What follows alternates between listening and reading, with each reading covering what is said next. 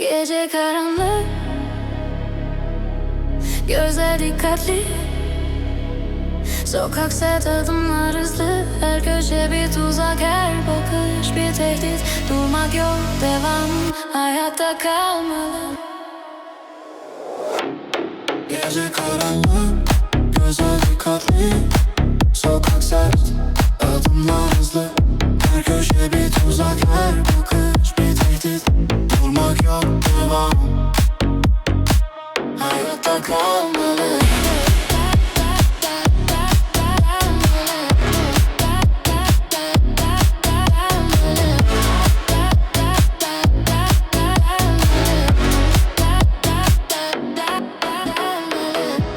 Asfalt parlıyor, yağmur düşüyor.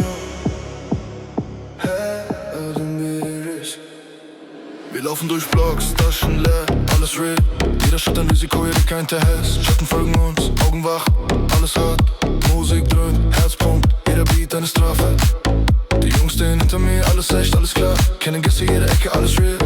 Die Nacht lebt, alles fließt. Bir bebeğin balkon, gözler dikkatli, sokak sert, adımlar hızlı. Her köşe bir tuzak, her bakış bir tehdit. Durmak yok, devam. Regen fällt, Straßen glänzen, alles still, alles safe. Straßen glühen, Asphalt heiß. Wir kämpfen weiter, jede Nacht ein Abenteuer, jeder Beat ein Schrei. Schatten verschwinden, Lichter gehen an, alles real. Wir rennen durch Gassen, Bruder, alles hart, alles frei. Jede Begegnung ein Risiko, jede Entscheidung zählt. Gece karanlık, gözler dikkatli, sokak sert, adımlar hızlı. Her köşe bir tuzak, her bakış bir tehdit. Durmak yok, devam, hayatta.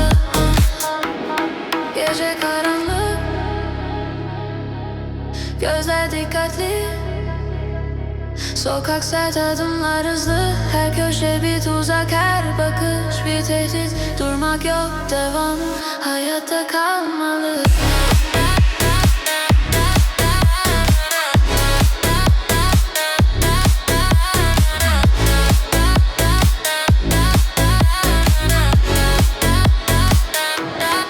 Gece karanlık, gözler dikkatli, sokak sert,